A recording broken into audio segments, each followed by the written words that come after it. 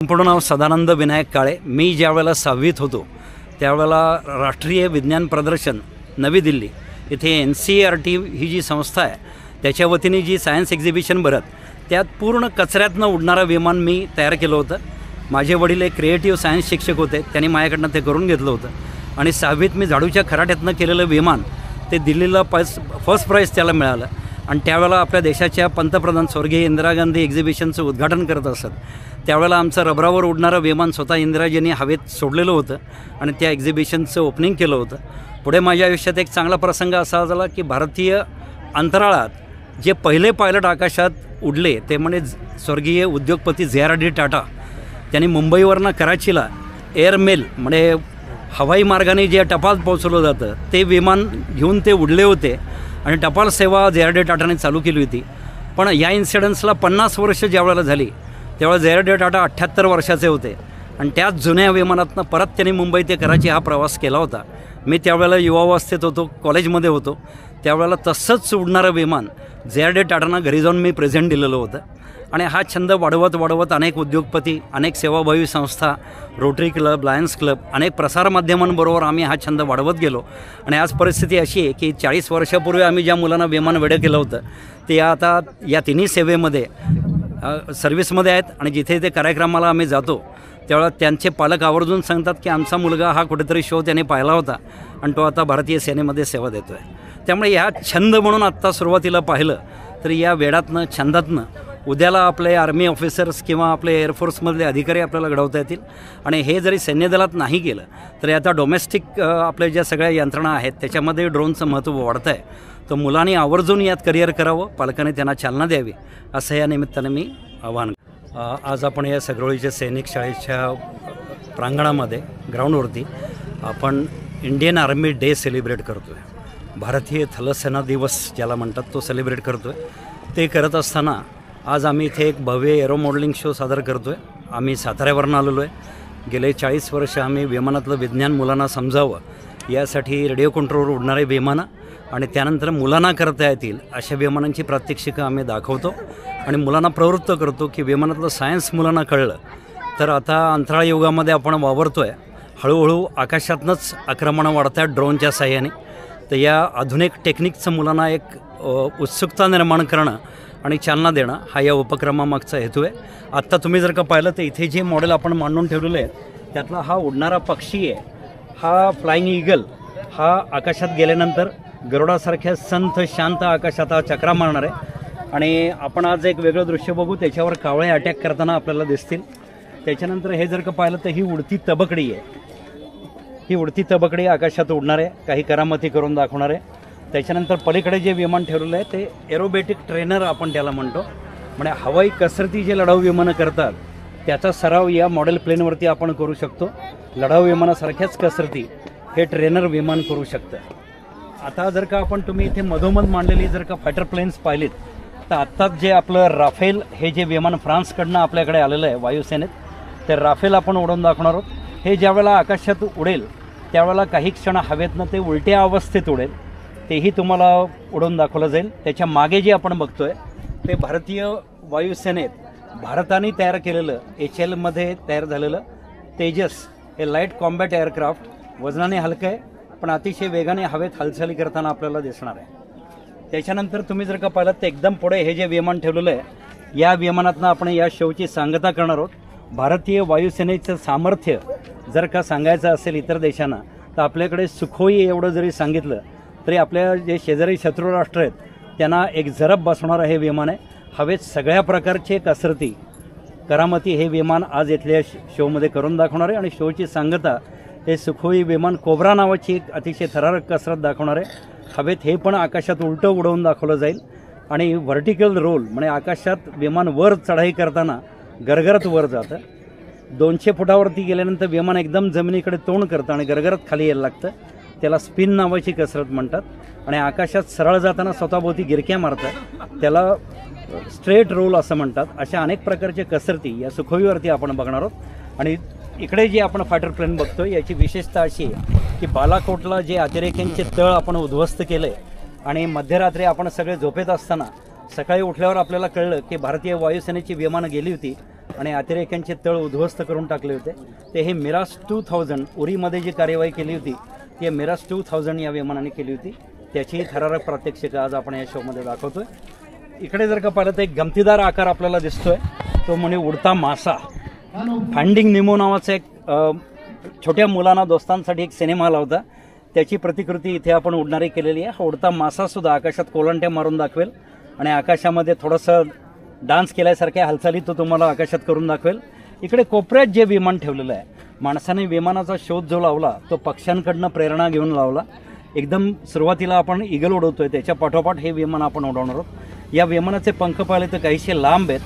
हे विमान आकाशात 200-100 फुटावर गेल्यानंतर त्याचा पंखा आपण बंद करून टाकणार आहोत.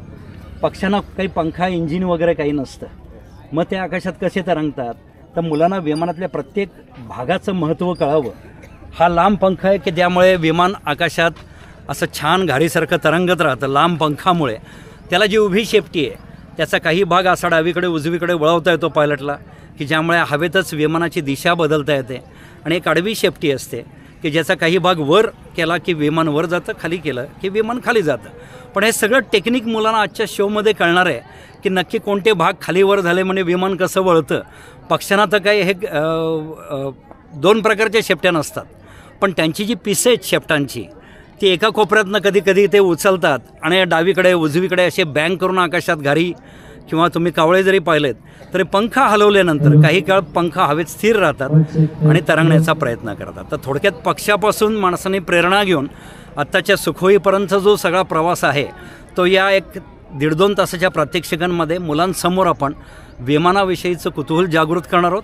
आणि आर्मी डे जरी असला तरी आता तिन्ही आपल्या ज्या सेना आहेत, थलसेना, वायुसेना आणि आपली जी नेव्ही आहे, या तिन्हींचं समन्वय साधताना ड्रोनचं महत्त्व दिवसेंदिवस वाढायला लागलेलं आहे.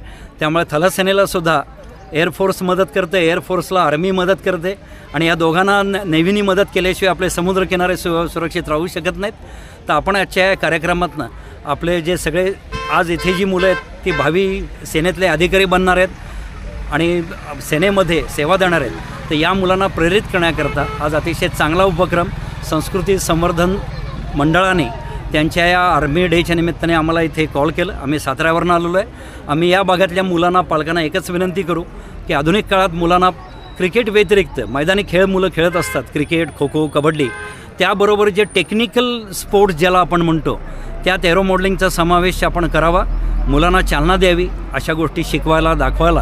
आणि त्यातनंच कदाचित आपल्याच सगळीतला एखादा मुलगा उद्या इंडियन एअरफोर्स जॉईन करून त्यातला एक उच्चपदस्थ अधिकारी होईल, अशी या कार्यक्रमाच्या निमित्ताने मी शुभेच्छा देतो.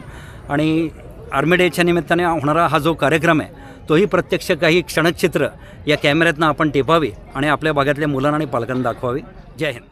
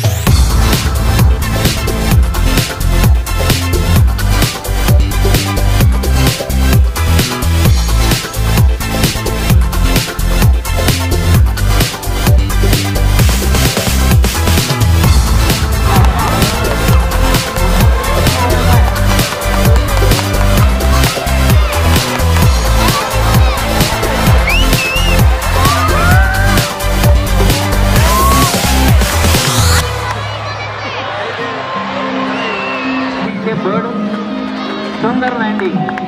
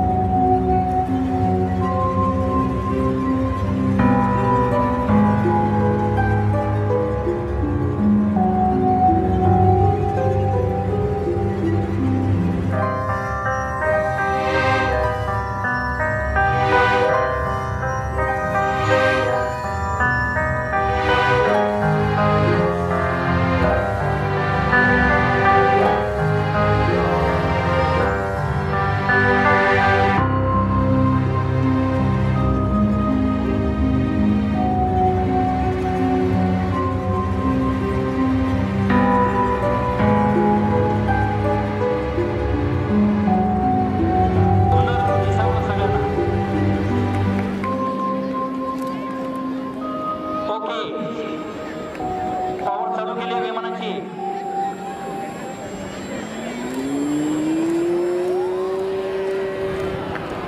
भारत रत्न थल सेना दिवस हा बॅनर घेऊन विमान आकाशात उडलेले